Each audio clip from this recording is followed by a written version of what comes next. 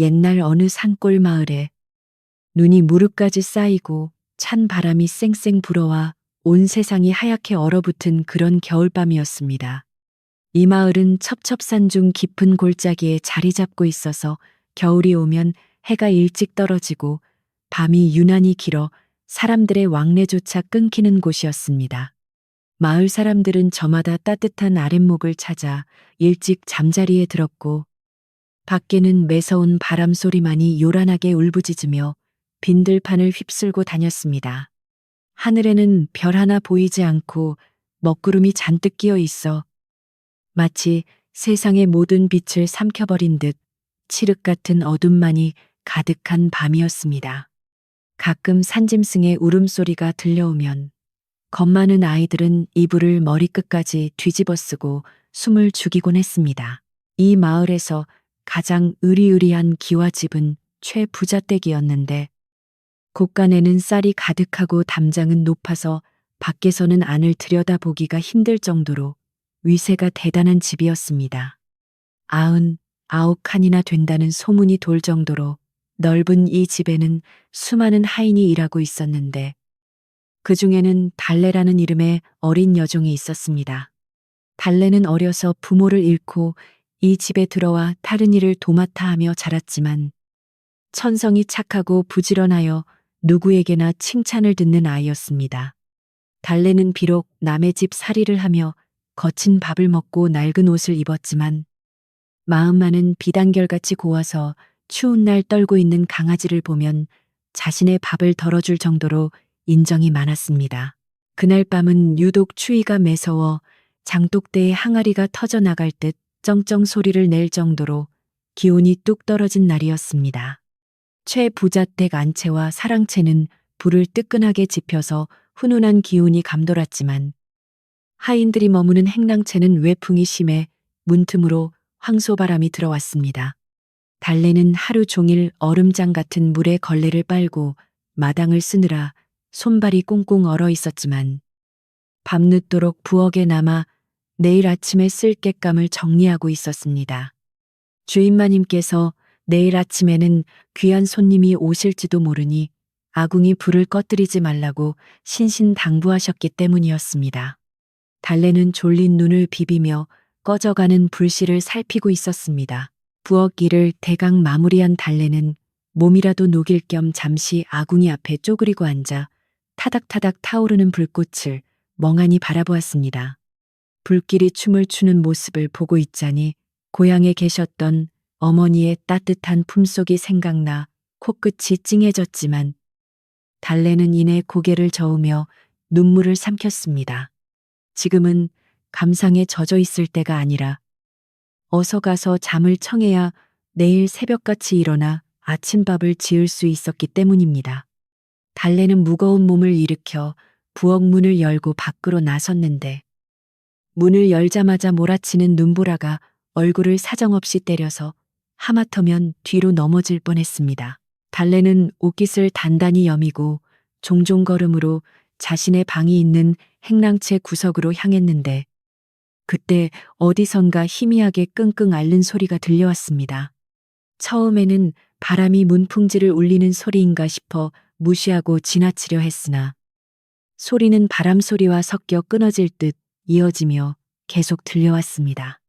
달래는 겁이 덜컥 났지만 호기심과 걱정에 앞서 소리가 나는 쪽으로 조심스럽게 발걸음을 옮겼습니다. 소리는 다름 아닌 집 뒤편 헛간 쪽에서 들려오고 있었는데 그곳은 쓰지 않는 농기구와 집더미를 쌓아둔 곳이라 평소에는 사람의 발길이 닿지 않는 후미진 곳이었습니다. 떨리는 손으로 헛간 문을 살짝 밀어보니 삐그덕거리는 소리와 함께 문이 열렸고 그 안에는 어둠 속에 웅크린 검은 형체가 보였습니다. 달래는 놀란 가슴을 쓸어내리며 가까이 다가가 보았는데 누더기 옷을 걸친 한 남자가 집더미 위에 쓰러져 사경을 헤매고 있었습니다. 남자의 얼굴은 흑투성이에 수염이 더수룩하여 형체를 알아보기 힘들었고 입고 있는 옷은 천조각을 기워 만든 것처럼 너덜너덜하여 살이 훤히 드러나 보였습니다. 그는 추위와 배고픔에 지쳐 기진맥진한 상태였고 입술은 파랗게 질려 있어 금방이라도 숨이 넘어갈 것만 같았습니다. 달래는 순간 어떻게 해야 할지 몰라 그 자리에 얼어붙은 듯 서 있었는데 만약 주인 어른이나 사나운 월매 행수님에게 들키면 쫓겨날 것이 뻔했기 때문입니다. 최 부자는 인색하기로 소문난 사람이어서 거지들이 대문 앞을 기웃거리는 것조차 용납하지 않았고 하인들이 낯선 사람을 집에 들이는 것은 상상조차 할 수 없는 일이었습니다. 하지만 이 추운 겨울밤에 다 죽어가는 사람을 모른 채 하고 내버려 둔다면 이 사람은 오늘 밤을 넘기지 못하고 헛간에서 얼어 죽을 것이 분명해 보였습니다. 달래의 마음속에서는 두려움과 연민이 치열하게 싸우고 있었습니다. 남자는 가냘픈 신음 소리를 내며 몸을 바들바들 떨고 있었는데 그 모습이 너무나 처량하여 달래는 차마 발길을 돌릴 수가 없었습니다. 달래는 주위를 두리번거리며 혹시나 누가 보고 있지는 않은지 살핀 뒤 결심을 굳히고 남자에게 다가가 그의 어깨를 흔들었습니다. 남자는 눈을 뜰 힘조차 없는지 미동도 하지 않았고 몸은 이미 얼음장처럼 차갑게 식어 있었습니다.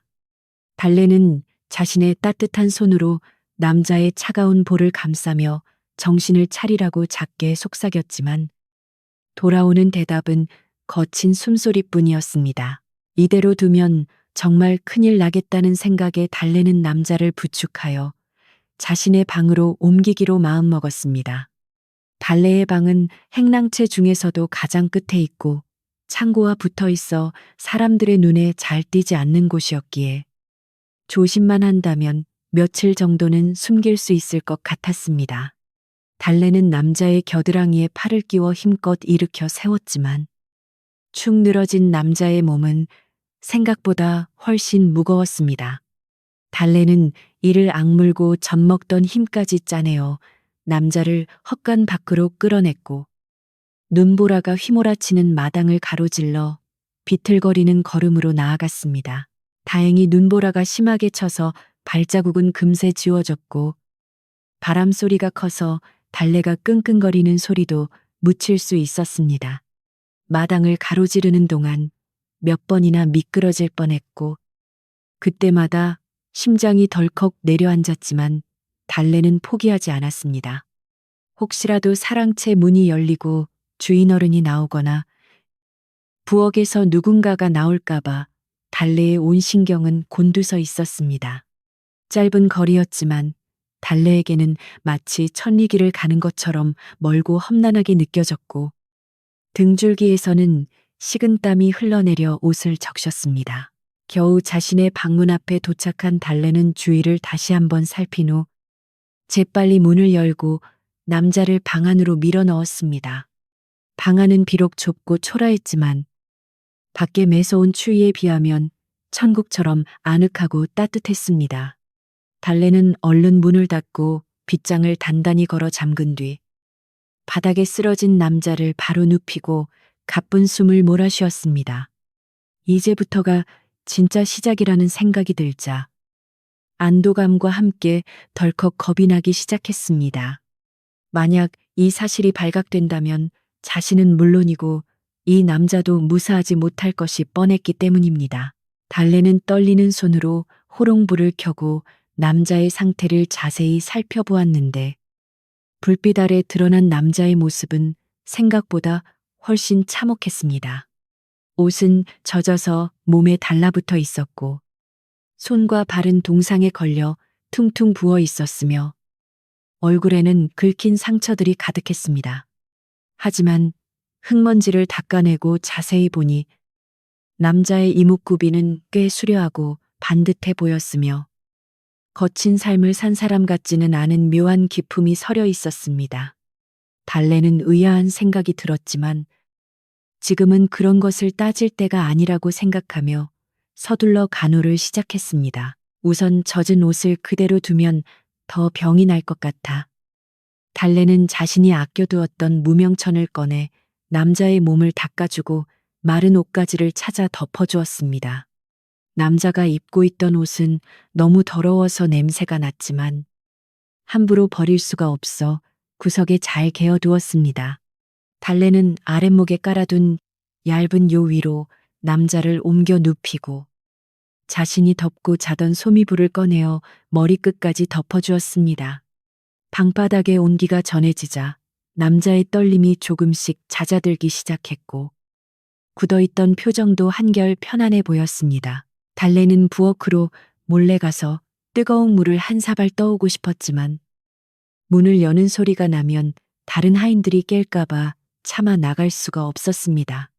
대신 방 안에 있던 물동이에서 물을 떠서 자신의 체온으로 미지근하게 데운 뒤 남자의 입술을 적셔 주었습니다.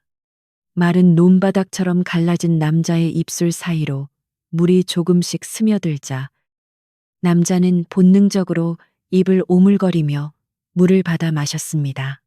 달래는 숟가락으로 물을 조금씩 떠서 조심스럽게 먹이며 제발 그가 정신을 차리기만을 간절히 기도했습니다. 시간이 얼마나 흘렀을까.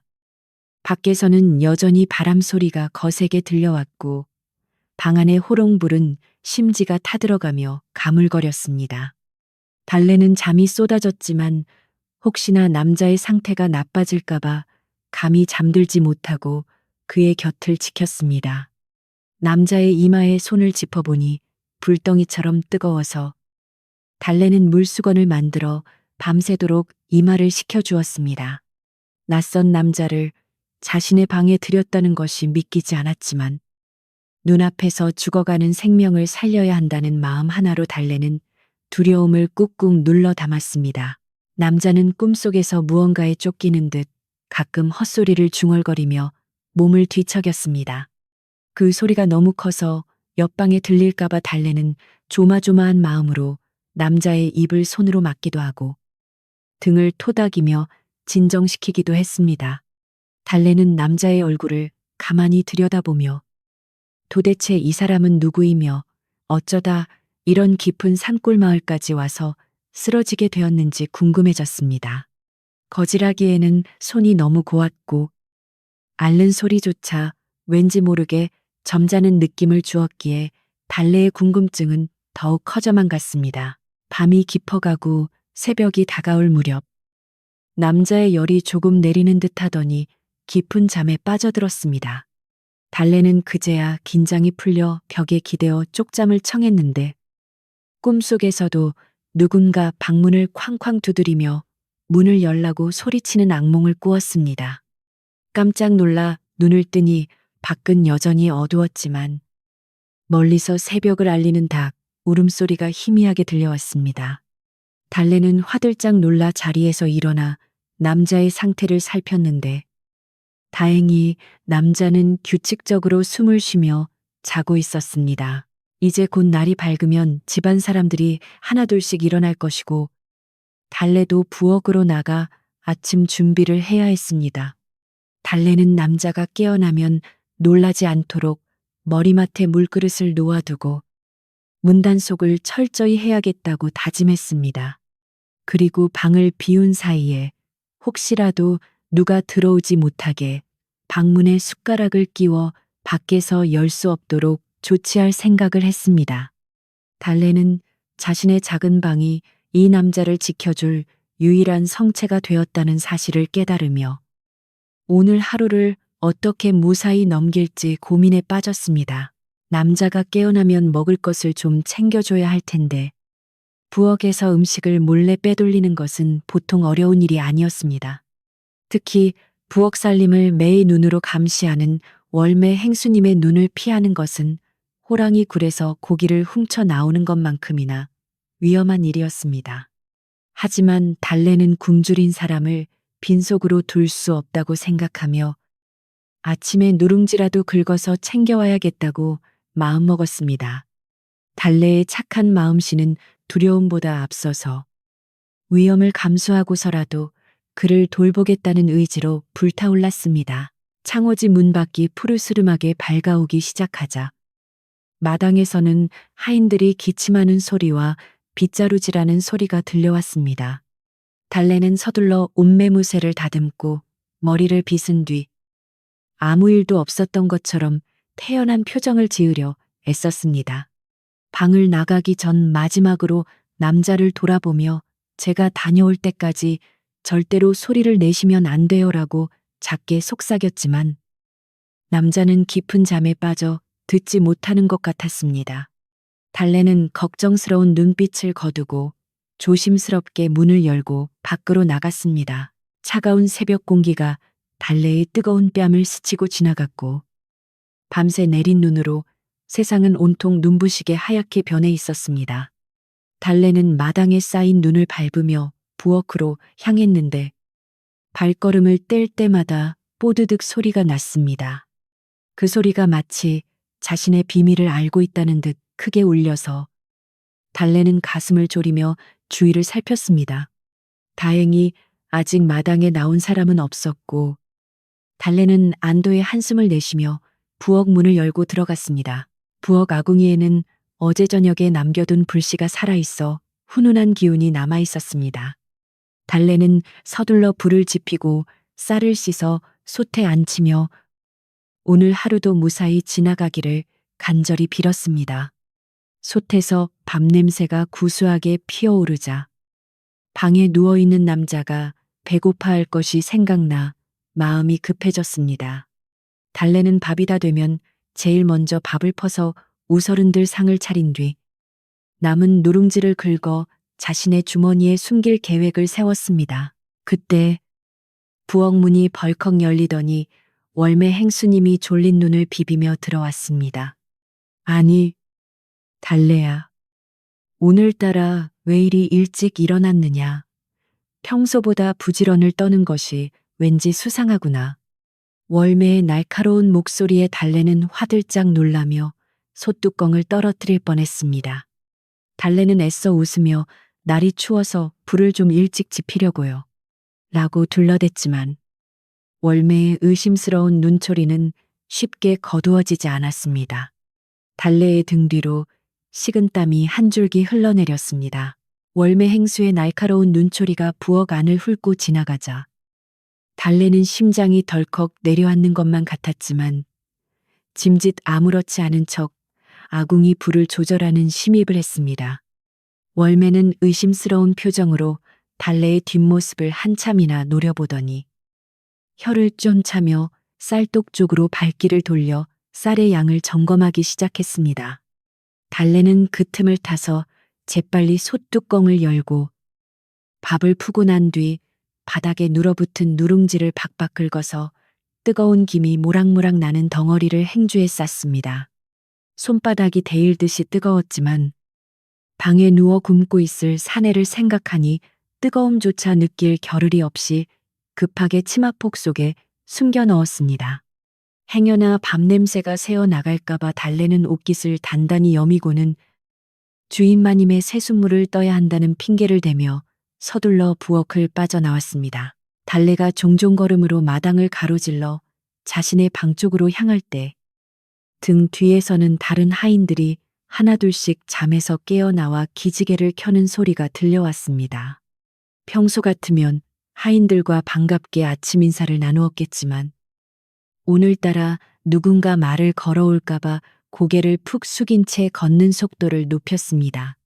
치마 속에 뜨거운 누룽지 덩어리가 허벅지에 다 화끈거렸지만 달래는 그 고통보다 누군가에게 들키는 것이 천배 만배 더 두려웠기에 입술을 꽉 깨물고 참아냈습니다.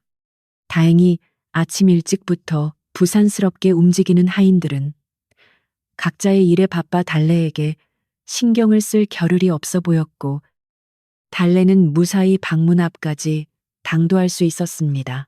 방문 앞에 선 달래는 주위를 두리번거리며 아무도 보는 사람이 없다는 것을 확인한 후 숟가락으로 잠가두었던 문고리를 조심스럽게 풀고 방 안으로 미끄러지듯 들어갔습니다. 방 안은 여전히 어두웠지만 아랫목에 누워있는 사내의 거친 숨소리가 들려와 그가 아직 살아있음을 알렸습니다. 달래는 안도의 한숨을 내쉬며 치마 속에 숨겨왔던 누룽지를 꺼내어 사기 그릇에 담고 물동이에 물을 부어 숟가락으로 으깨기 시작했습니다. 딱딱한 누룽지가 물에 불어 부드러워질 때까지 기다리는 시간이 마치 억겁의 시간처럼 길게 느껴졌지만 소리를 내지 않으려 조심하며 정성스럽게 미음을 만들었습니다. 사내는 여전히 고열에 시달리며 식은땀을 흘리고 있었고 입술은 껍질이 벗겨져 피가 맺혀 있어 보는 사람의 마음을 안타깝게 했습니다. 달래는 사내의 상처를 힘겹게 일으켜 자신의 무릎에 기대게 한 뒤 숟가락으로 미음을 떠서 조금씩 입안으로 흘려 넣어 주었습니다. 처음에는 삼키지 못하고 흘러내리던 미음이 목구멍을 적시자 사내는 본능적으로 꿀꺽하며 받아 넘기기 시작했고 그 모습에 달래의 입가에는 희미한 미소가 번졌습니다. 조금만 더 힘을 내세요. 이것을 드셔야 기운을 차리고 일어나실 수 있어요. 달래는 작은 목소리로 사내를 달래가며 바닥을 드러낼 때까지 숟가락질을 멈추지 않았습니다. 사내에게 밥을 먹이고 다시 눕힌 뒤 달래는 젖은 수건으로 그의 얼굴과 손을 닦아주며 잠시나마 휴식을 취하게 했습니다. 하지만 아침 일과가 시작될 시간이 다가오고 있었기에 달래는 아쉬운 마음을 뒤로하고 다시 밖으로 나가야만 했습니다. 방을 나서기 전 달래는 사내의 이마에 손을 얹어 열이 조금 내렸는지 확인하고 혹시라도 그가 깨어나 소리를 지르지 않도록 입가에 검지를 대며 쉿하는 신협을 해보였습니다.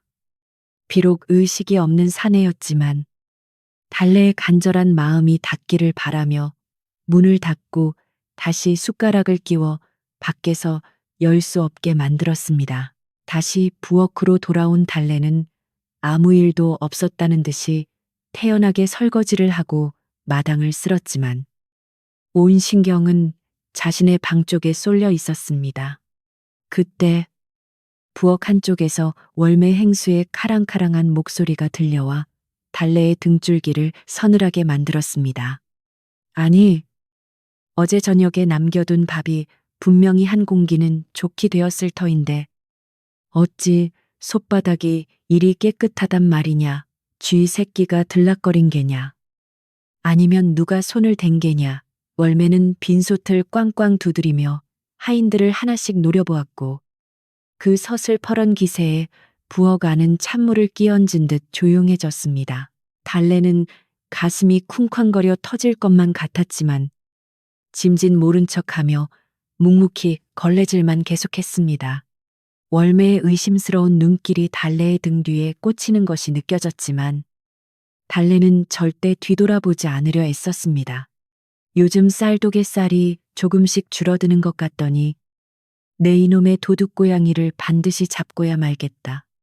월매는 으름장을 놓으며 부엌 구석구석을 뒤지기 시작했고 하인들은 서로의 눈치만 살피며 숨을 죽였습니다. 달래는 자신의 방에 숨겨둔 사내가 발각되는 것은 시간 문제일지도 모른다는 생각에 눈앞이 캄캄해졌습니다. 점심때가 지나고 오후가 되자 하인들 사이에서 이상한 소문이 돌기 시작했습니다. 빨래터에서 빨래를 하던 여종들이 모여 수군거리는 소리가 달래의 귀에 들어왔는데 그 내용은 실로 충격적이었습니다. 예, 너도 들었니? 어젯밤에 달래 방 쪽에서 남자 신음소리 같은 게 들렸다더라. 정말 안 그래도 요즘 달래가 밤마다 방에 불을 켜놓고 늦게 자더라니. 혹시 남자를 숨겨둔 거 아니니? 하인들의 무심한 말 한마디 한마디가 비수가 되어 달래의 가슴에 꽂혔고 달래는 빨래 방망이질을 하는 손을 멈출 수가 없었습니다. 소문은 발없는 말이 되어 천리를 간다고 했듯이 순식간에 최부잣댁 안에 모든 하인의 귀에 들어갔고 심지어 사랑채 머슴들의 귀에도 들어갔습니다. 머슴들은 달래를 볼 때마다 짓궂은 농담을 던지거나 흘큰거리며 웃었고 달래는 수치심과 두려움에 얼굴을 들 수가 없었습니다. 하지만 그럴수록 달래는 더욱더 입을 굳게 다물고 일에만 매달렸습니다. 만약 여기서 해명을 하려다가 말실수라도 하게 되면 꼬투리를 잡혀 헛간을 뒤지거나 방을 수색하게 될 것이 뻔했기 때문입니다. 달래는 이 모든 수모를 견디는 것이 사내를 살리는 길이라 믿으며 묵묵히 참아냈습니다. 해가 뉘엿뉘엿 지고 저녁 준비를 할 시간이 되자 달래의 몸은 천근만근 무거워졌습니다. 밤새 잠을 못 잔 데다가 하루 종일 긴장 상태로 일을 했으니 몸이 버텨내는 것이 신기할 지경이었습니다. 부엌에서 채소를 다듬다가 깜빡 졸 뻔한 달래를 보고 월매가 다가와 등짝을 거세게 내리쳤습니다. 인연이 정신을 어디다 두고 일을 하는 게냐, 칼을 든 채 졸다니. 손가락을 자르고 싶어 환장을 했느냐, 월매의 호통에 달래는 화들짝 놀라며 죄송합니다. 죄송합니다를 연발했고 월매는 그런 달래를 못마땅하게 쳐다보며 혀를 찼습니다. 요 며칠 네 꼴이 말이 아니다. 밤에 잠은 안 자고 무슨 짓을 하고 다니기에 낮에 일이 비실거리는 게냐.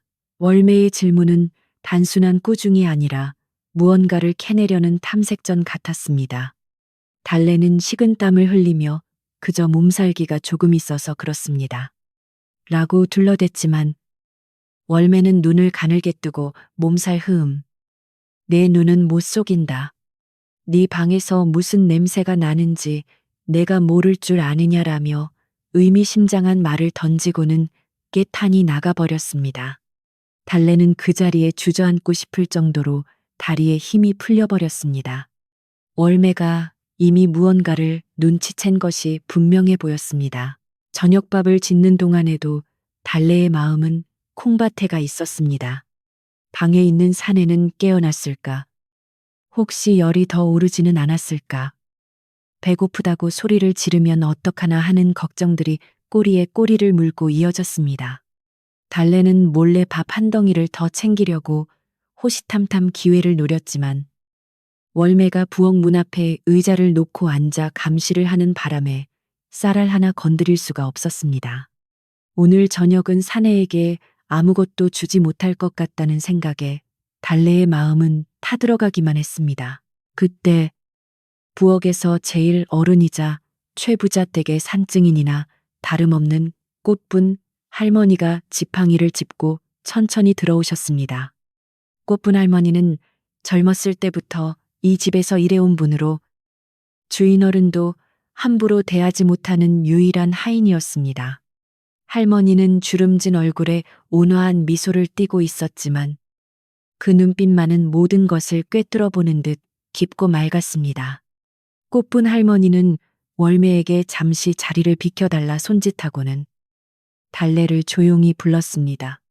달래야, 잠시 나랑 장독대에 좀 가자꾸나. 매실 장아찌를 좀 꺼내야겠다. 달래는 영문도 모른 채 꽃분 할머니를 따라 장독대로 향했습니다. 차가운 겨울바람이 부는 장독대에는 수십 개의 항아리들이 침묵 속에 서 있었고 달빛만이 고요하게 그들을 비추고 있었습니다.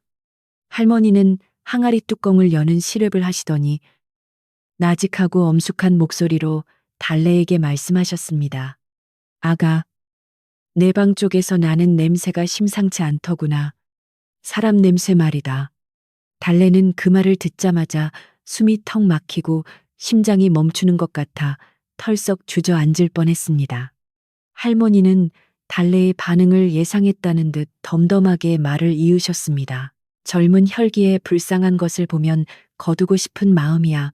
왜 모르겠느냐. 나도 내 나이 때는 다친 참새 하나도 그냥 지나치지 못했단다. 허나 사람을 들이는 것은 짐승을 들이는 것과는 천지 차이니라. 꽃분 할머니의 목소리에는 꾸중보다는 깊은 우려와 걱정이 담겨 있었습니다. 이 집은 담장이 높고 문턱이 높아 비밀이 오래가지 못한다. 특히 월매가 눈에 불을 켜고 있으니 꼬리가 길면 반드시 잡히는 법이야. 할머니는 달래의 손을 꼭 잡으며 따뜻하지만 단호하게 말씀하셨습니다. 네가 감당할 수 없는 일이라면 더 늦기 전에 정리를 해야 한다. 잘못하다가는 너뿐만 아니라 네가 숨겨둔 그 사람까지 큰 화를 입을 수 있어. 내 말이 무슨 뜻인지 알겠느냐. 꽃분 할머니의 충고는 달래의 가슴을 후벼 파는 듯 아프게 다가왔지만 동시에 현실을 직시하게 만드는 찬물과도 같았습니다. 달래는 눈물이 그렁그렁한 눈으로 할머니를 바라보며 고개를 끄덕였습니다. 할머니, 죄송해요. 하지만 그 사람은 너무 아파서 지금 내보내면 죽어요. 달래는 떨리는 목소리로 겨우 대답했습니다. 꽃분 할머니는 한숨을 길게 내쉬며 달래의 머리를 쓰다듬어 주셨습니다. 네 착한 마음이 언젠가는 복이 되어 돌아오겠지만 지금은 그 마음이 칼이 되어 너를 찌를 수도 있단다. 오늘 밤은 유난히 바람이 차니 문단속 단단히 하거라. 그리고 내일 날이 밝으면 어떻게 할지 결단을 내려야 할 게다. 할머니는 그 말을 남기고 지팡이 소리를 내며 천천히 어둠 속으로 사라지셨습니다. 홀로 남겨진 달래는 장독대 옆에 서서 하염없이 눈물을 흘렸습니다.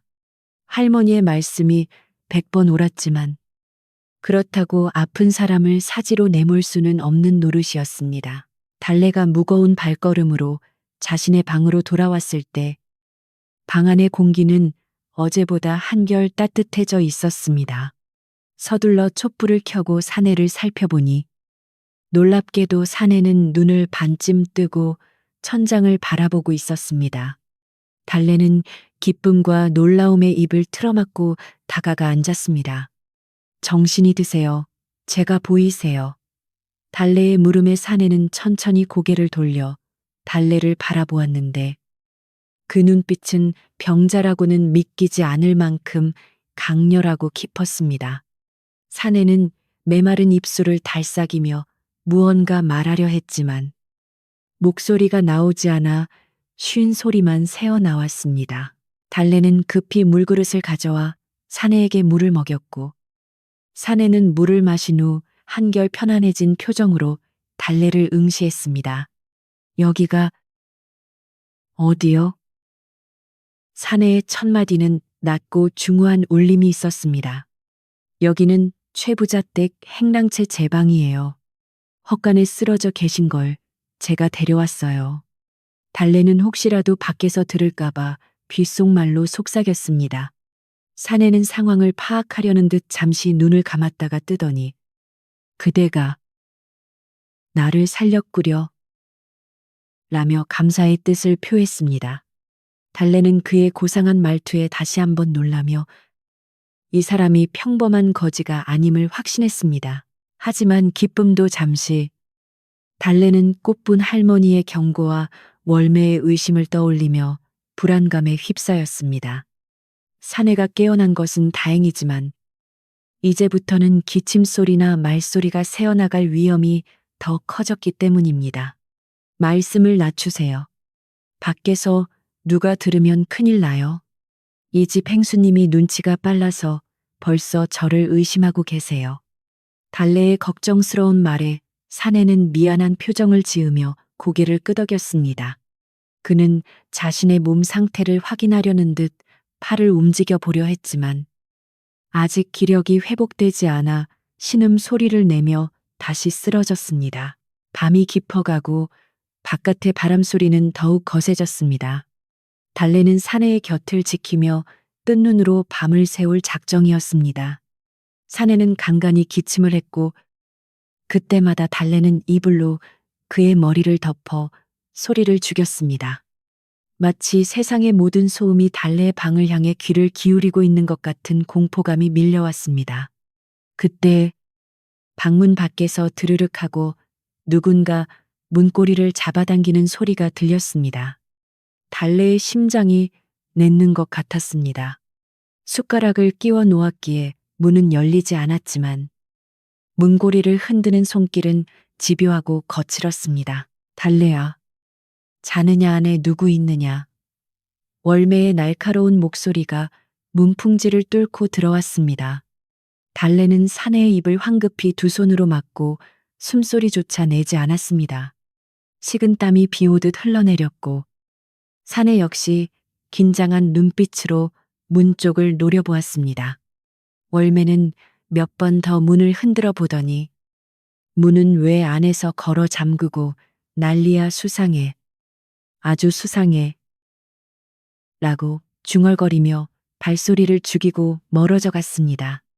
달래는 그제야 막았던 숨을 몰아쉬며 바닥에 주저앉았습니다. 오늘은 넘겼지만 내일은 무사하지 못할 것 같다는 불길한 예감이 들었습니다. 사내는 달래의 떨리는 손을 잡아주며 안심시키려 했지만 달래의 눈에는 공포가 가득했습니다. 부인, 내 몸이 조금만 더 회복되면 바로 떠나리다. 내 존재가 부인에게 해가 되어서는 안 돼요. 사내의 말에 달래는 고개를 저으며 눈물을 흘렸습니다. 아니에요. 지금 나가시면 얼어 죽어요. 어떻게든 버텨봐요. 두 사람은 어둠 속에서 서로의 체온에 의지하며 긴 밤을 견뎌냈습니다. 하지만 밖에서는 이미 거대한 폭풍우가 몰려오고 있었습니다. 마을 어귀에 낯선 말발굽 소리가 들려오고 관아의 포졸들이 횃불을 들고 움직이기 시작했다는 사실을 두 사람은 아직 모르고 있었습니다. 다음 날 아침, 집안 분위기는 어제와는 확연히 달랐습니다. 마당에는 팽팽한 긴장감이 감돌았고 하인들은 삼삼오오 모여서 웅성거리고 있었습니다. 월매가 아침 조회 때 하인들을 모아놓고 엄포를 놓았던 것입니다. 오늘 중으로 이 집안에 숨어 있는 쥐새끼를 잡아낼 것이다. 누구든 수상한 것을 본 사람은 즉시 나에게 고하거라. 만약 숨겨주다가 들키면 그놈도 똑같이 멍석마리를 당할 줄 알아라. 월매의 살벌한 경고에 하인들은 겁에 질린 표정으로 서로를 바라보았습니다. 달래는 고개를 들 수 없었고 손은 사시나무 떨듯 떨리고 있었습니다. 달래는 부엌길을 하는 둥 마는 둥 하며 호시탐탐 방으로 갈 기회만 엿보았지만 월매가 마치 감시탑처럼 부엌 한가운데 버티고 서 있어서 꼼짝할 수가 없었습니다. 점심때가 다 되어가는데도 사내에게 물 한 모금 주지 못했다는 사실에 달래의 속은 새까맣게 타들어갔습니다. 그때 대문 쪽에서 왁자지껄한 소리가 들려왔습니다. 관아의 포졸들이 들이닥친 것이었습니다. 이보시오, 최부자 어른 계시오, 관아에서 나왔소. 포졸들의 고함 소리에 집안은 순식간에 아수라장이 되었습니다. 달래는 직감했습니다. 올 것이 왔구나. 월매는 포졸들의 등장에 당황하기는커녕 오히려 회심의 미소를 지으며 사랑채로 달려갔습니다. 나리, 마침 잘 오셨습니다.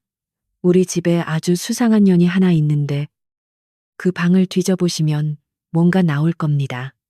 월매의 목소리가 마당 전체에 울려 퍼졌고 달래는 다리에 힘이 풀려 그 자리에 주저앉고 말았습니다. 모든 시선이 달래에게 쏠렸고 이제 숨길 곳은 아무데도 없었습니다. 달래의 방 안에 있는 사내의 운명은 그리고 달래의 운명은 바람 앞에 등불처럼 위태로웠습니다. 마당에서 포졸들의 고함 소리와 월매의 날카로운 목소리가 뒤섞여 소란이 일어나는 동안 달래의 작은 방 안에는 무겁고도 기이한 침묵이 흐르고 있었습니다. 밖에서 벌어지는 일촉즉발의 상황을 아는지 모르는지 누더기를 걸친 사내는 깊은 잠에서 깨어나 천천히 몸을 일으켜 세우고 있었습니다. 며칠 동안 고열에 시달리며 사경을 헤매던 사람이라고는 믿기지 않을 만큼 그의 눈빛은 맑고 또렷하게 빛나고 있었습니다. 달래는 밖에 소란에 온몸이 굳어 있었지만 눈앞에서 일어나는 사내의 변화에 홀린 듯 시선을 뗄 수가 없었습니다. 사내는 자신의 몸을 감싸고 있던 낡은 이불을 단정하게 개어 옆으로 밀어놓고는 흐트러진 옷매무새를 가다듬었습니다. 그 동작 하나하나에는 설명할 수 없는 위엄과 절도가 배어 있어 좁고 누추한 행랑채 방이 마치 고관대작의 사랑방처럼 느껴질 정도였습니다. 사내는 방 한 구석에 놓인 물그릇을 향해 손을 뻗었는데 그 손길조차 예사롭지 않았습니다. 보통의 거지나 상민이라면 허겁지겁 물을 마셨을 터인데 그는 두 손으로 정중하게 그릇을 받쳐들고 소매로 입을 가리며 천천히 물을 마셨습니다. 물을 마시는 그 짧은 순간에도 고개를 숙이지 않고 허리를 꼿꼿이 세운 모습에서 달래는 이 사람이 결코 평범한 거지가 아니라는 확신을 가지게 되었습니다. 달래는 떨리는 목소리로 조심스럽게 물었습니다. 저기, 밖에서 광군들이 들이닥쳤습니다. 혹시 나리가 쫓기는 분이신가요? 제가 큰 죄인을 숨겨준 것인가요? 달래의 질문에는 두려움과 원망보다는 눈앞의 사람에 대한 걱정이 더 크게 묻어났습니다. 사내는 물그릇을 내려놓고 달래를 정면으로 응시했습니다.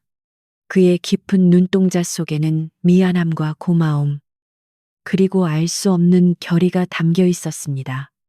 부인, 내 이름은 밝힐 수 없으나 나는 죄를 지어 쫓기는 몸이 아니오. 다만 길을 잃고 험한 일을 당해 잠시 몸을 피했을 뿐이오. 내 존재가 부인에게 큰 짐이 되었구려. 그의 목소리는 낮고 부드러웠으나 듣는 사람을 압도하는 힘이 있었습니다. 사내는 품속 깊은 곳에서 무언가를 꺼내어 달래의 손에 쥐어주었습니다. 그것은 낡고 해진 겉옷과는 전혀 어울리지 않는 붉은 비단의 금실로 화려한 문양이 수놓아진 작은 주머니였습니다. 달래는 주머니를 받아들고 깜짝 놀랐습니다. 호롱불 아래서 반짝이는 금실은 눈이 부실 정도로 찬란했고 그 위에 수놓아진 문양은 다름 아닌 구름 속을 노니는 용의 형상이었습니다. 시골 처녀인 달래도 용문양이 무엇을 의미하는지 어렴풋이 알고 있었습니다. 그것은 왕실이나 아주 높은 지위의 사람만이 지닐 수 있는 귀한 물건이었습니다. 달래의 손이 파르르 떨리기 시작했습니다. 이것은 대체 정체가 무엇입니까? 달래가 묻자 사내는 빙그레 웃으며 검지를 입에 대고 조용히 하라는 신호를 보냈습니다. 지금은 묻지 마시오. 다만 내가 이 문을 나설 때까지 이 물건을 잘 간직해 주시오. 이것이 훗날 부인의 목숨을 구해줄 것이오. 그 시각 마당의 상황은 점점 더 험악해지고 있었습니다. 관아에서 나온 포졸 대장은 최 부자를 앞에 두고 으름장을 놓고 있었습니다. 이보시오. 최 부자 한양에서 귀한 분이 이 근방에서 실종되었다는 첩보가 들어왔소. 혹시 낯선 자가 마을에 들어온 것을 보지 못했소. 만약 숨겨주다가 들키면 역적모의로 간주하여 구족을 멸할 것이요. 포졸 대장의 서슬퍼런 협박에 최 부자는 얼굴이 하얗게 질려 벌벌 떨며 머리를 조아렸습니다. 아이고, 날이 당치도 않습니다. 우리 집은 개미 새끼 한 마리도 함부로 들이지 않는 집입니다. 억울합니다요. 최 부자는 억울함을 호소하며 손이 발이 되도록 빌었습니다. 이 광경을 지켜보던 월매의 눈이 번뜩였습니다. 그녀는 이 상황이 달래를 몰아내고 집안에서의 입지를 더욱 굳힐 절호의 기회라고 생각했습니다. 월매는 쭈뼛거리며 포졸 대장 앞으로 나섰습니다. 나리, 제가 드릴 말씀이 있습니다. 월매의 목소리에 모두의 시선이 집중되었습니다. 최 부자는 월매를 노려보며 눈치를 주었지만 이미 욕심에 눈이 먼 월매에게는 아무것도 보이지 않았습니다. 저기 저 행랑채 끝방에 사는 계집종 달래년이 며칠 전부터 아주 수상합니다. 밤마다 방에서 남자 목소리가 들리고 부엌에서 밥을 훔쳐가는 꼴을 제가 똑똑히 보았습니다요. 월매의 고발에 포졸 대장의 눈썹이 꿈틀거렸습니다. 뭐라, 남자. 목소리 그게 사실이냐 대장이 묻자. 월매는 신이 나서 말을 이었습니다. 예. 그렇고 말고요. 제가 어젯밤에도 문을 두드려 확인하려 했으나 문을 안으로 걸어 잠그고 열어주지 않았습니다. 분명 도둑놈이나 간부를 숨겨둔 게 틀림없습니다. 월매의 말은 불에 기름을 부은 격이었습니다. 최 부자는 기절초풍할 듯 놀라며 소리쳤습니다. 뭐라 내 집안에 외간 남자를 끌어들여. 당장 그년을 끌어내라. 분위기는 순식간에 달래를 죄인으로 단정 짓는 쪽으로 흘러갔습니다. 달래의 방 안에서도 밖에 대화 소리가 또렷하게 들려왔습니다. 월매가 자신을 고발하는 소리를 듣자 달래는 다리에 힘이 풀려 주저앉고 말았습니다. 이제 모든 것이 끝났다는 절망감이 밀려왔습니다. 하지만 사내는 전혀 동요하지 않고 차분하게 자리에서 일어났습니다. 그는 자신의 헝클어진 머리를 손으로 빗어 넘기고 온 매무새를 다시 한번 확인했습니다. 비록 옷은 남루했지만 그의 태도는 마치 전쟁터에 나가는 장군처럼 비장하고 당당했습니다. 사내는 달래에게 다가와 어깨를 감싸쥐며 말했습니다. 두려워 마시오. 부인의 착한 마음이 결코 화가 되지 않게 하리다. 그때 마당을 가로질러 달래의 방으로 향하는 수십 명의 발자국 소리가 들려왔습니다. 쿵, 쿵, 쿵. 마치 저승사자가 다가오는 소리처럼 공포스럽게 울려 퍼졌습니다. 이놈들 당장 저 문을 부수어서라도 열어라. 최 부자의 고함 소리가 들리자마자 포졸들과 머슴들이 우르르 몰려와 방문을 에워쌌습니다. 달래는 사내의 앞을 막아서며 두 팔을 벌렸습니다. 비록 힘없는 여종이었지만 자신이 살려낸 생명을 끝까지 지키겠다는 본능적인 모성애가 발동한 것입니다. 안 돼요. 여기는 제 방이에요. 함부로 들어오지 마세요. 달래는 목이 터져라 외쳤지만 밖의 사람들에게는 그저 죄인의 발악으로 들릴 뿐이었습니다. 월매가 제일 먼저 문 앞으로 달려와 소리쳤습니다. 이년아, 네가 죄가 없다면 어찌 문을 열지 못하느냐? 안에 숨겨둔 놈이 누구냐? 산적놈이냐? 아니면 네 서방지라는 놈이냐? 월매의 입에서 나오는 말들은 차마 입에 담기 힘든 험한 말들이었습니다. 문 밖의 소란은 점점 더 커졌고 사람들은 문고리를 잡아 흔들고 발로 차기 시작했습니다. 낡은 문짝은 금방이라도 부서질 듯 위태롭게 흔들렸고 문틈 사이로 흙먼지가 쏟아져 들어왔습니다. 달래는 공포에 질려 눈물을 흘리며 사내를 바라보았습니다. 사내는 그런 달래를 안심시키듯 고개를 끄덕여 보였습니다. 사내는 달래의 손에 쥐어준 비단 주머니를 다시 한번 확인시킨 뒤 문 쪽으로 한 걸음 나아갔습니다. 부인, 이제 문을 여시오.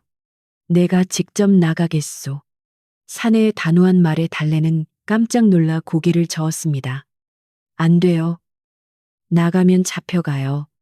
저 사람들이 나리를 죽일지도 몰라요. 하지만 사내는 미동도 하지 않았습니다.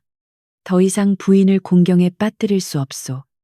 그리고 나는 숨어서 살 사람이 아니오. 문을 여시오. 그의 명령조인 듯 하면서도 간곡한 목소리에 달래는 홀린 듯 손을 뻗어 문에 끼워둔 숟가락을 빼냈습니다. 숟가락이 빠지자마자 밖에서 문을 잡아당기던 힘에 의해 방문이 활짝 열렸습니다. 갑작스러운 밝은 빛이 어두운 방 안으로 쏟아져 들어왔고 달래는 눈이 부셔 눈을 찡그렸습니다. 문 밖에는 험상 묻은 표정의 포졸들과 씩씩거리는 최 부자, 그리고 승리감에 도취된 월매가 서 있었습니다. 그 뒤로 수많은 하인이 숨을 죽이고 이 광경을 지켜보고 있었습니다. 저기 있다. 저놈이다. 월매가 손가락질하며 소리쳤습니다. 모든 시선이 방 안의 사내에게 꽂혔습니다. 누더기를 입고 초라한 행색을 한 사내가 방 한가운데 우뚝 서 있었습니다. 하지만 사람들의 예상과는 달리 사내는 겁을 먹고 움츠러들거나 도망치려 하지 않았습니다. 오히려 그는 문 밖의 사람들을 천천히 둘러보며 싸늘한 미소를 지었습니다. 그의 눈빛이 닿는 곳마다 사람들은 왠지 모를 위압감에 움찔하며 뒷걸음질 쳤습니다. 포졸 대장조차도 사내의 기세에 눌려 잠시 주춤했습니다. 네, 이놈 너는 누구이며 왜 남의 집 처녀 방에 숨어 있었느냐. 최 부자가 용기를 내어 소리쳤지만 목소리는 떨리고 있었습니다. 사내는 최 부자를 향해 천천히 걸어 나갔습니다. 그의 걸음걸이는 마치 궁궐의 뜰을 거니는 듯 여유로웠습니다. 사내는 돛돌 위에 서서 마당에 모인 사람들을 내려다 보았습니다. 찬바람이 그의 헝클어진 머리카락과 누더기 옷자락을 휘날렸지만 그 모습은 오히려 야인 예렌의 기백을 보여주는 듯 했습니다. 내가 누구인지 묻는가? 사내의 목소리는 크지 않았지만 마당 전체에 쩌렁쩌렁하게 울려 퍼졌습니다. 포졸 대장은 사내의 얼굴을 자세히 뜯어보다가 갑자기 안색이 창백해지기 시작했습니다. 그는 자신이 알고 있는 그림으로만 보았던 귀하신 분의 용안과 눈앞의 거지가 너무나 닮아 있다는 사실을 깨달았습니다. 대장의 손에 들린 창이 부들부들 떨리기 시작했습니다. 월매는 분위기 파악을 못하고 계속해서 떠들어댔습니다. 나리, 얼른 저놈을 포박하세요. 보나마나 흉악 범일 겁니다. 하지만 아무도 움직이지 않았습니다. 기이한 정적이 감돌았습니다. 사내는 품속에서 달래가 아닌 또 다른 물건, 옥으로 만든 작은 패를 꺼내어 높이 치켜들었습니다. 햇빛을 받은 옥패가 영롱한 빛을 발산하자 포졸 대장은 헉하는 소리와 함께 그 자리에 털썩 주저앉았습니다. 그것은 일반인들은 평생 구경조차 할 수 없는 황제의 직계 가족임을 증명하는 신표였습니다. 이럴 수가. 저것은 포졸 대장의 입에서 탄식이 흘러나왔습니다.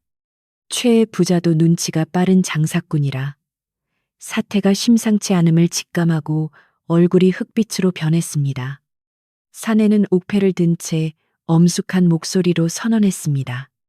나는 황제 폐하의 셋째 아들, 이 나라의 친왕친왕이다. 사냥을 나왔다가 조난을 당해 이곳까지 흘러들게 되었다. 그 말이 떨어지자마자 마당은 찬물을 끼얹은 듯 고요해졌습니다. 바람 소리마저 멈춘 듯한 절대적인 침묵이 흘렀습니다.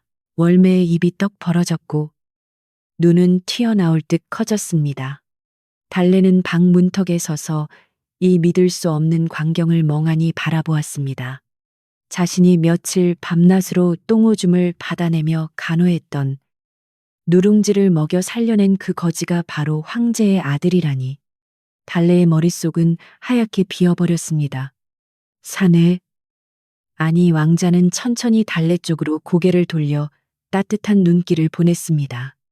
그리고 다시 싸늘한 눈빛으로 최부자와 월매, 그리고 포졸들을 내려다보았습니다. 관아의 포졸들은 듣거라. 내가 이곳에 머무는 동안 나를 지극정성으로 보살핀 것은 저 여인 하나뿐이다.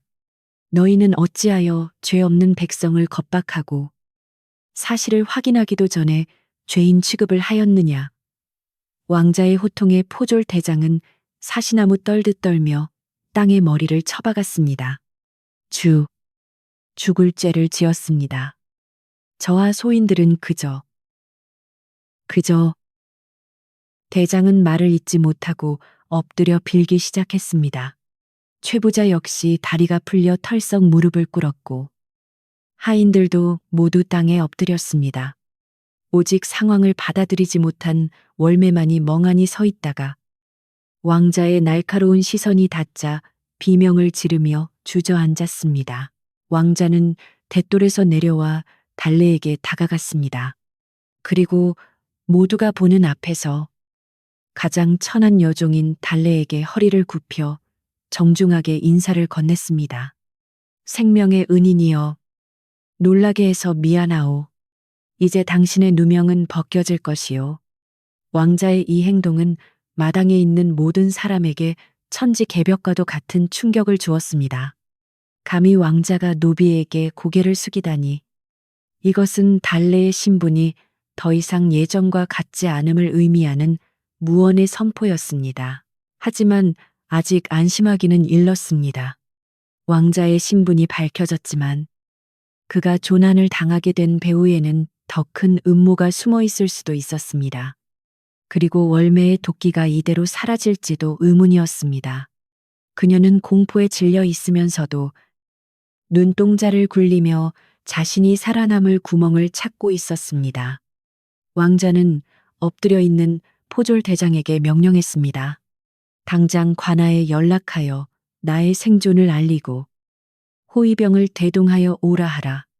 그리고 이 집 주인과 저 요망한 계집종은 내 엄히 문책할 것이다. 왕자의 명령이 떨어지자 포졸들은 불이 나게 대문 밖으로 달려나갔고 최부자 집은 순식간에 공포의 도가니로 변했습니다.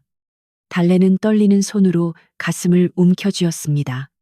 품속에 있는 붉은 비단 주머니가 뜨겁게 느껴졌습니다.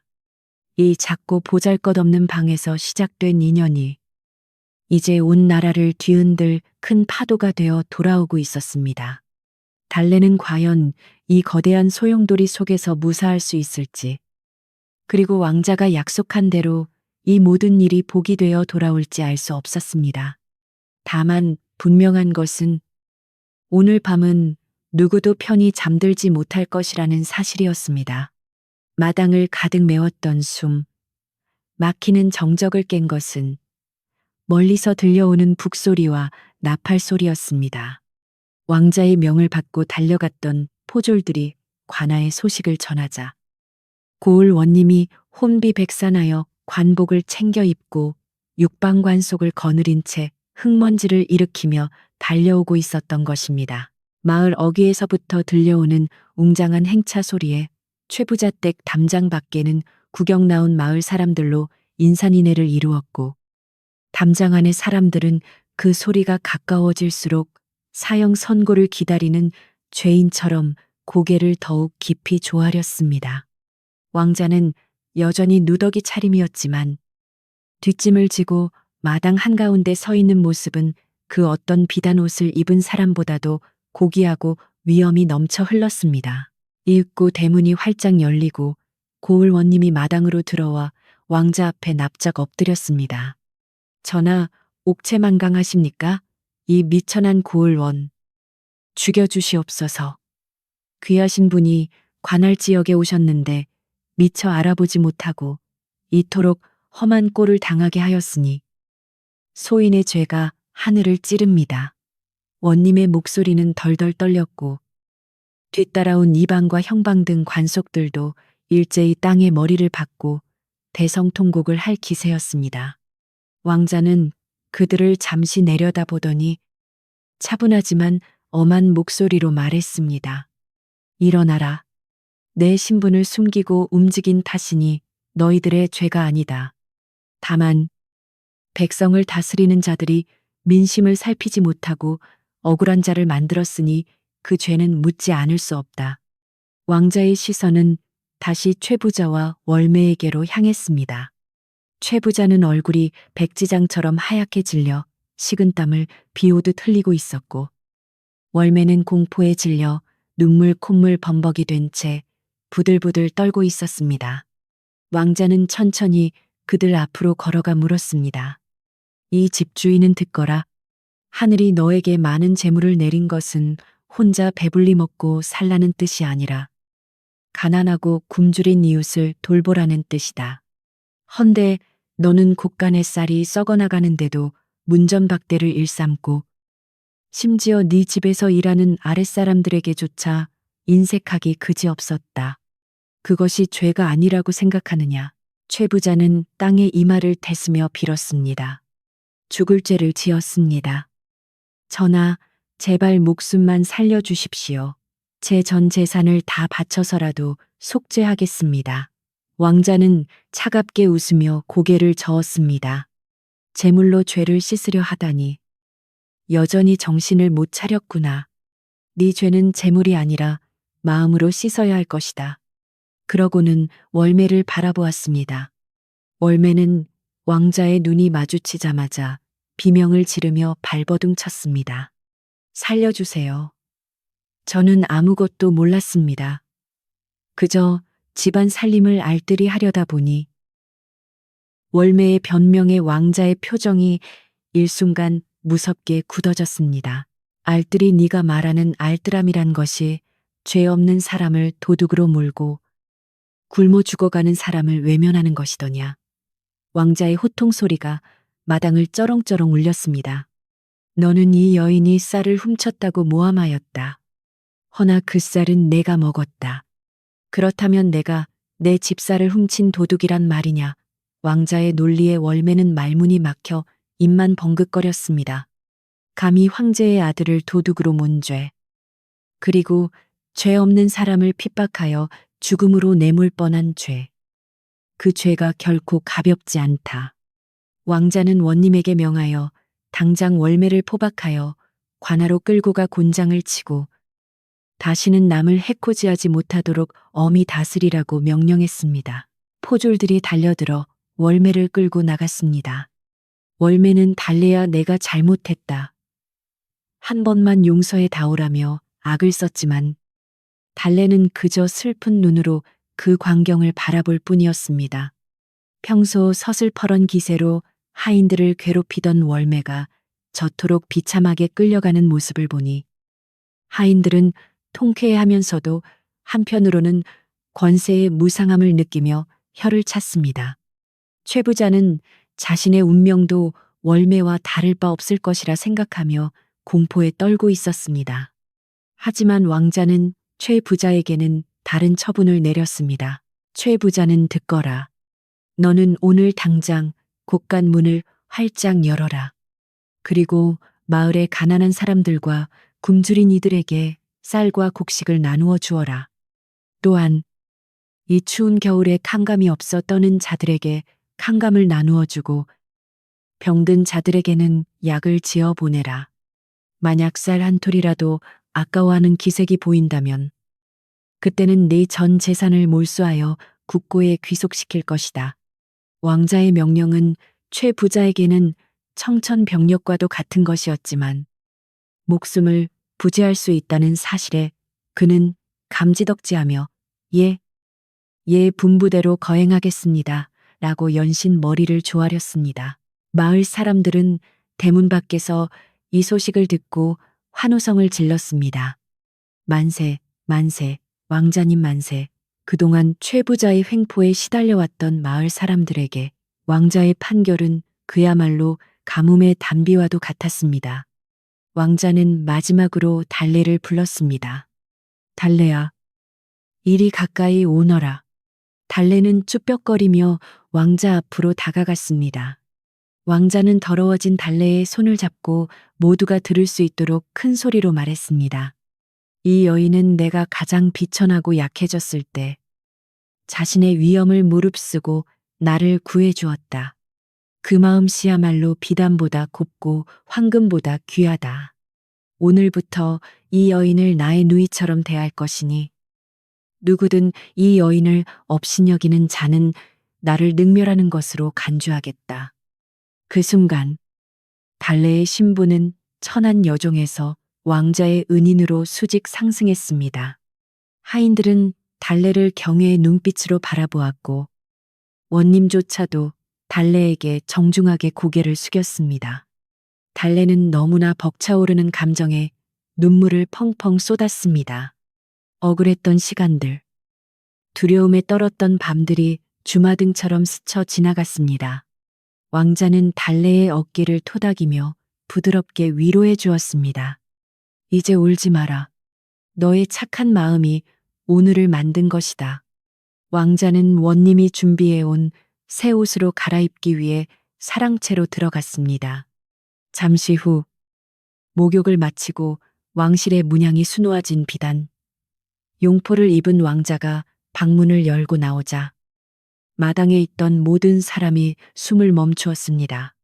누더기 속에 감춰져 있던 귀티가 화려한 의복과 만나 눈부신 광채를 뿜어내고 있었습니다. 그는 더 이상 헛간의 거지가 아닌 천하를 호령하는 진정한 왕자의 모습이었습니다. 왕자는 마당 한가운데 마련된 상석에 앉아 하인들과 마을 사람들을 위한 잔치를 열라고 명했습니다. 최 부자는 울며 겨자 먹기로 곡간을 열고 돼지를 잡았습니다. 부엌에서는 전을 부치고 떡을 찌느라 고소한 냄새가 진동을 했고, 마당에는 멍석이 깔리고 술상이 차려졌습니다. 평소에는 감히 주인 집 마당에 발도 들여놓지 못했던 소작농들과 가난한 이웃들이 들어와 배불리 먹고 마시며 덩실덩실 춤을 추었습니다. 최의 부잣댁 마당이 도록 시끌벅적하고 웃음꽃이 핀 것은 집을 지은 이래 처음 있는 일이었습니다. 왕자는 흐뭇한 표정으로 그 광경을 지켜보며 술잔을 기울였습니다. 왕자는 달래를 자신의 옆자리에 앉히고 가장 맛있는 고기와 떡을 직접 집어주었습니다. 많이 먹거라. 그동안 네가 나에게 주었던 누룽지에 비하면 보잘것없는 음식이지만 내 마음이라 생각하고 받아주렴. 달래는 황송하여 어쩔 줄 몰라 했지만 왕자의 따뜻한 권유에 숟가락을 들었습니다. 따뜻한 밥과 고깃국이 들어가자 얼어붙었던 몸과 마음이 사르르 녹아내리는 것 같았습니다. 꽃분 할머니도 왕자의 배려로 상석 한켠에 앉아 흐뭇한 미소를 지으며 달래를 바라보고 계셨습니다. 할머니의 눈가는 촉촉하게 젖어 있었습니다.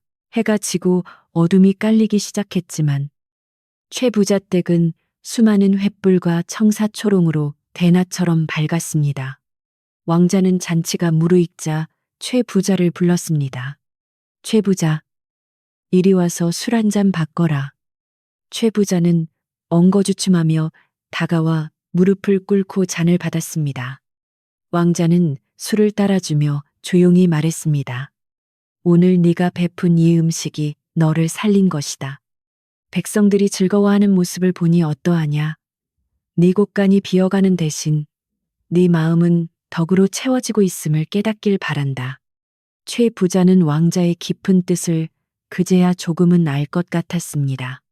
사람들이 행복해하는 모습을 보니 자신도 모르게 가슴 한구석이 따뜻해지는 것을 느꼈기 때문입니다. 왕자는 내일날이 밝으면 한양으로 떠날 예정이었습니다. 하지만 떠나기 전 달래의 앞날을 확실하게 보장해주고 싶었습니다. 왕자는 원님에게 명하여 문서를 가져오게 했습니다. 그리고 그 자리에서 달래의 노비 문서를 불태워버리고 달래를 양인 량은으로 승격시키는 문서에 옥새를 찍었습니다.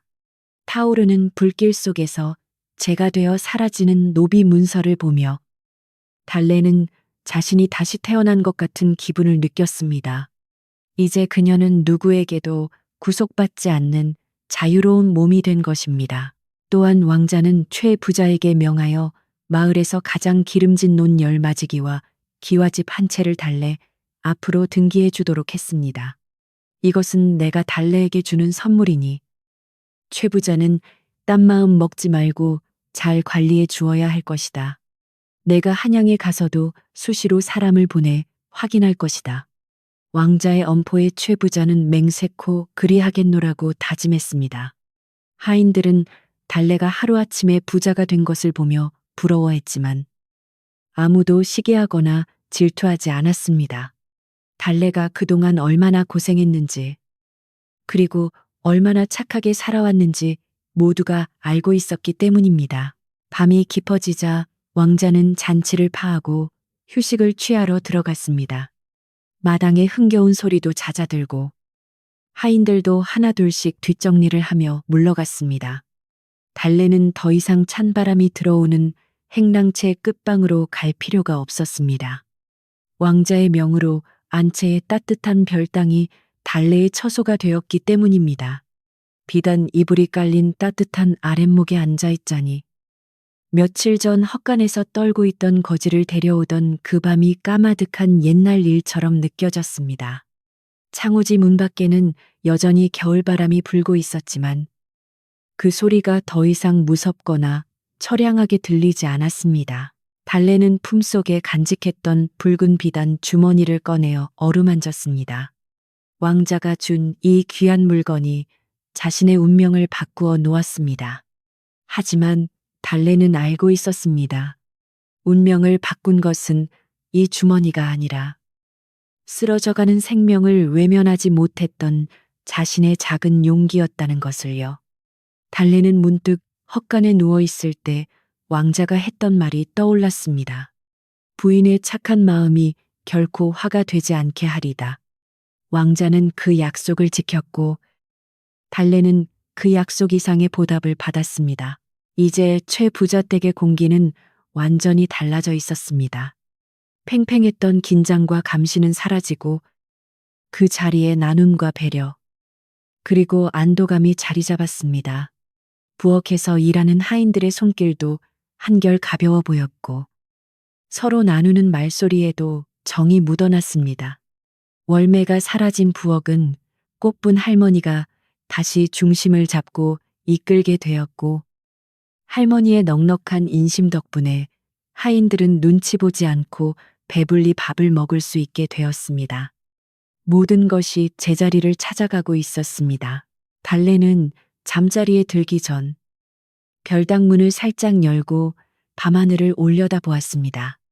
며칠 전만 해도 먹구름이 가득하여 별 하나 보이지 않던 하늘이었는데 오늘은 구름이 걷히고 총총한 별들이 보석처럼 빛나고 있었습니다.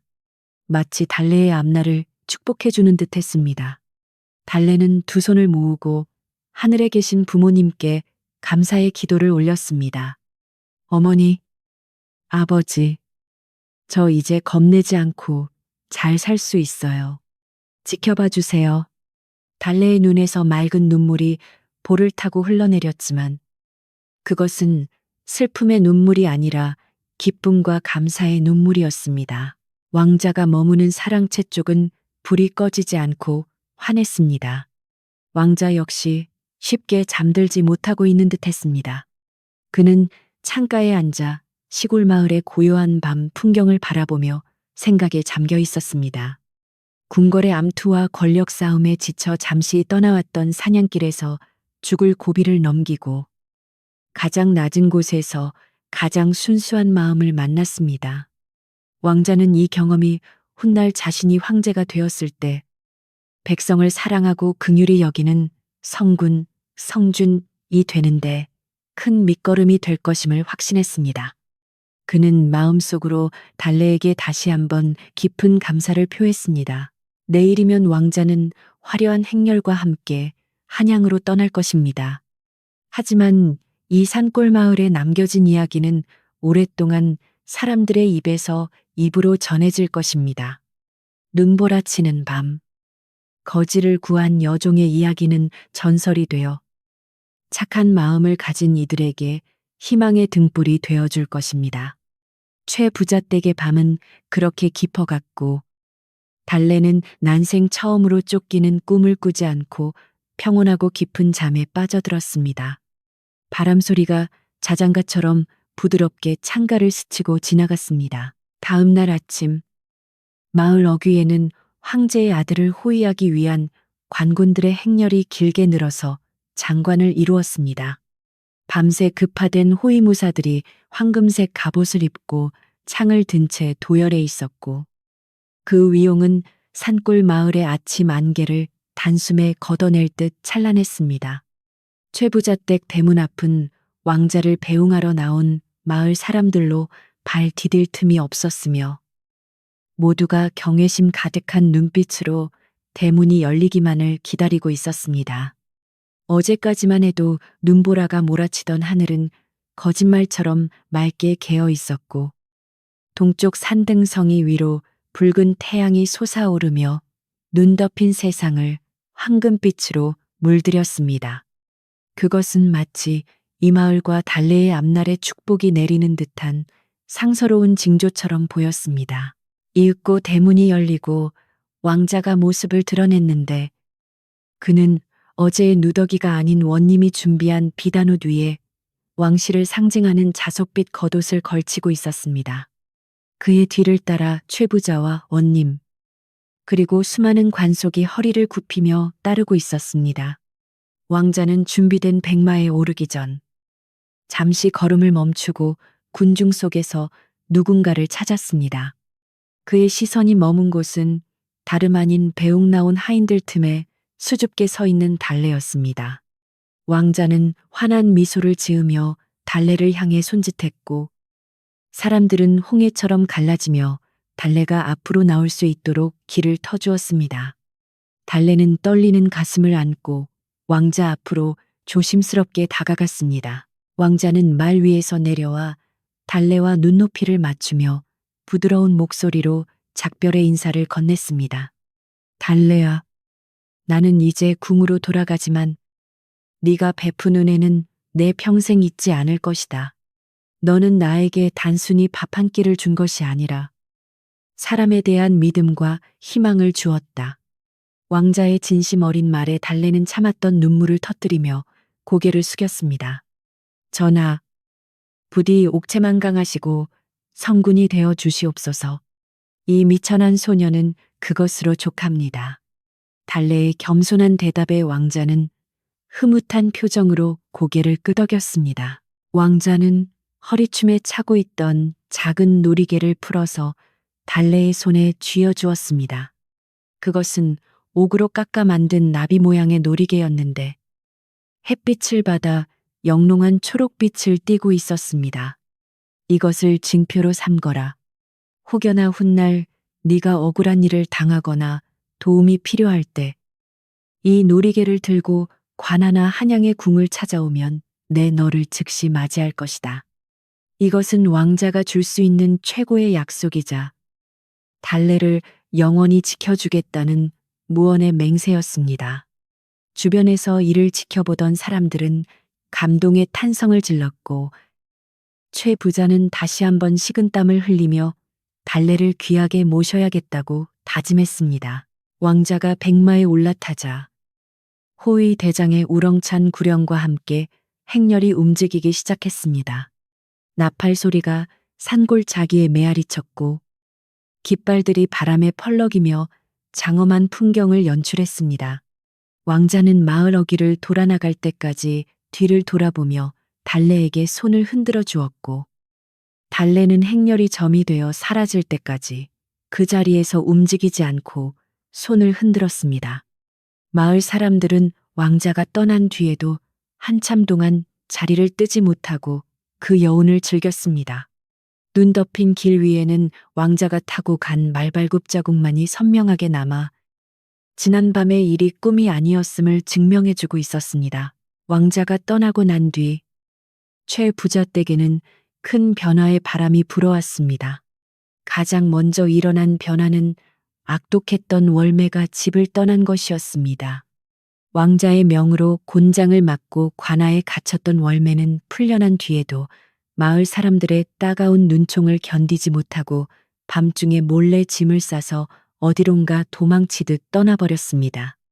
그녀가 떠난 행랑채 방은 텅 비었지만 아무도 그녀를 그리워하거나 동정하지 않았습니다. 오히려 하인들은 월매가 사라진 것을 알터니가 빠진 것처럼 시원해하며 이제야 사람 사는 집 같다고 입을 모아 이야기했습니다. 최 부자는 왕자와의 약속을 지키기 위해 매일같이 곳간문을 열고 빈민 구제에 나섰습니다. 처음에는 왕자의 처벌이 두려워 억지로 하는 신념만 했지만 쌀을 받아가는 사람들이 진심으로 고마워하며 눈물을 흘리는 모습을 보자 그의 마음도 조금씩 움직이기 시작했습니다. 대감마님, 덕분에 올겨울은 굶지 않고 넘길 수 있게 되었습니다. 정말 감사합니다. 라며 굽은 허리로 인사하는 노인들을 볼 때마다 최 부자는 가슴 한구석이 찡해지는 묘한 기분을 느꼈습니다. 그는 평생 재물을 모으는 기쁨만 알았지 나누는 기쁨이 이토록 큰 줄은 미처 몰랐던 것입니다. 어느새 최 부자는 시키지 않아도 마을의 어려운 일을 찾아보며 돕는 사람이 되어가고 있었습니다. 마을 사람들은 처음에는 최 부자의 변화를 의심했지만 시간이 지날수록 그의 진심을 알게 되었고 뒤에서 욕하던 사람들도 이제는 그를 존경의 눈빛으로 바라보게 되었습니다. 최 부자의 집 담장 안에는 항상 웃음소리가 끊이지 않았고 하인들도 주인의 눈치를 보지 않고 즐겁게 일했습니다. 꽃분 할머니는 이 모든 변화가 달래 덕분이라며 달래를 볼 때마다 우리 집 복덩이라고 부르며 아껴주셨습니다. 달래는 최 부자가 마련해준 마을, 양지 바른 곳의 기와집으로 이사를 했습니다. 그 집은 남향이라 햇볕이 잘 들고 마당에는 감나무와 대추나무가 심어져 있는 아담하고 예쁜 집이었습니다. 평생 남의 집 겹방살이만 하던 달래에게 온전히 자신만의 공간이 생겼다는 것은 꿈만 같은 일이었습니다. 달래는 이른 아침마다 일어나 마당을 쓸고 자신의 논에 나가 정성스럽게 농사를 지었습니다. 비록 몸은 고단했지만 자신이 흘린 땀이 온전히 자신의 수확으로 돌아온다는 사실에 하루하루가 기쁨의 연속이었습니다. 겨울이 지나고 봄이 오자 산과 들에는 생명의 기운이 넘쳐났습니다. 겨우내 얼어붙었던 계곡물이 녹아 졸졸 흐르는 소리가 들려왔고 달래네 집 담장 밑에는 노란 개나리와 진달래가 앞다투어 피어났습니다. 달래는 밭을 갈고 씨를 뿌리며 지난 겨울 헛간에서 떨고 있던 왕자를 생각했습니다. 그때 만약 자신이 모른 척했다면 지금의 이 행복도 없었을 것이라 생각하니 새삼 착하게 살아야 한다는 옛어른들의 말씀이 가슴 깊이 와닿았습니다. 달래는 수확한 채소와 곡식을 이웃의 독거 노인들과 나누며 자신이 받은 사랑을 다시 베풀며 살았습니다. 어느 따뜻한 봄날 오후 한양에서 벼슬아치 차림의 사자가 말을 타고 달래의 집을 찾아왔습니다. 마을 사람들은 또 무슨 일이 났나 싶어 구경을 나왔지만 이번에는 걱정이 아닌 부러움의 눈길이었습니다. 사자는 황실 문양이 찍힌 비단 서신과 함께 술에 가득 실린 비단과 금은 보화를 달래에게 전달했습니다. 그것은 황궁으로 돌아간 왕자가 보낸 선물이었습니다. 서신에는 궁의 생활이 바빠 직접 가보지는 못하나 마음만은 항상 그곳에 있다. 보내준 선물로 평안히 지내거라. 라는 왕자의 안부 인사가 적혀 있었습니다. 달래는 왕자가 보낸 선물을 받고 감격하여 동쪽을 향해 큰 절을 올렸습니다. 하지만 달래는 그 귀한 비단과 보물을 장롱 깊숙이 넣어두고 쓰지 않았습니다. 그녀에게 진정으로 소중한 것은 왕자가 준 재물이 아니라 그가 보여준 신의와 따뜻한 마음이었기 때문입니다. 달래는 여전히 검소하게 생활하며 왕자가 준 재물의 일부를 털어 마을에 서당을 짓고 아이들을 가르치는데 보탰습니다. 그녀는 그를 몰라 서름받았던 자신의 처지를 아이들이 겪지 않기를 바랐던 것입니다. 세월이 흘러 달래는 혼기를 꽉 채운 나이가 되었고 마을의 성실한 청년과 혼인을 하게 되었습니다. 신랑은 비록 가진 것은 많지 않았지만 달래처럼 마음씨가 곱고 부지런한 사람이었습니다. 두 사람의 혼례식 날, 마을 전체가 잔치 분위기로 들썩였습니다. 최 부자는 자신이 친정 아버지라도 되는 양거한 혼수와 음식을 장만하여 축하해 주었고, 원님도 직접 찾아와 축사를 해 주었습니다. 달래는 연지 곤지를 찢고 활짝 웃으며 세상에서 가장 행복한 신부가 되었습니다. 달래는 아이들을 낳고 기르며 행복한 가정을 꾸렸습니다. 그녀는 아이들을 재울 때마다 눈보라치던 밤의 이야기를 들려주곤 했습니다. 얘들아, 아무리 춥고 무서운 밤이라도 따뜻한 마음 하나면 세상을 녹일 수 있단다. 남을 돕는 것은 결국 나를 돕는 일이란다. 아이들은 엄마의 무릎을 베고 누워 눈을 반짝이며 이야기를 들었고 달래의 이야기는 아이들의 마음속에 사랑과 선의의 씨앗을 심어주었습니다. 달래의 집은 언제나 사람들의 온기로 가득했고 길 가는 나그네들도 쉬어가는 쉼터가 되었습니다. 어느덧 세월이 많이 흘러 달래의 머리에도 하얀 서리가 내렸습니다. 하지만 그녀의 얼굴은 고생한 흔적보다는 평온하고 인자한 주름으로 덮여 있었습니다. 그녀는 여전히 마을 사람들의 존경을 받는 어른으로 남았고 최 부자 댁의 전설 같은 이야기는 할머니가 된 달래의 입을 통해 손자들에게 전해졌습니다. 황제가 된 왕자는 세상을 떠날 때까지 달래를 잊지 않고 해마다 귀한 약재와 선물을 보내왔다고 합니다. 어느 늦가을 저녁, 달래는 마루에 앉아 붉게 물든 단풍을 바라보고 있었습니다. 서산으로 넘어가는 해가 마당을 황금빛으로 물들이고 부엌에서는 며느리가 저녁밥을 짓는 구수한 냄새가 풍겨왔습니다.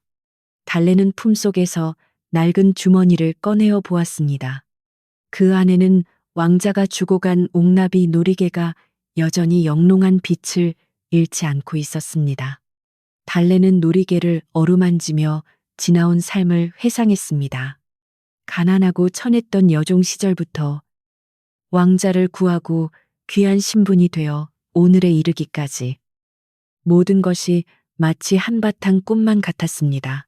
바람이 불어와 마당에 낙엽을 쓸고 지나갔지만 달래는 춥지 않았습니다. 그녀의 마음속에는 평생 꺼지지 않는 따뜻한 난로가 있었기 때문입니다.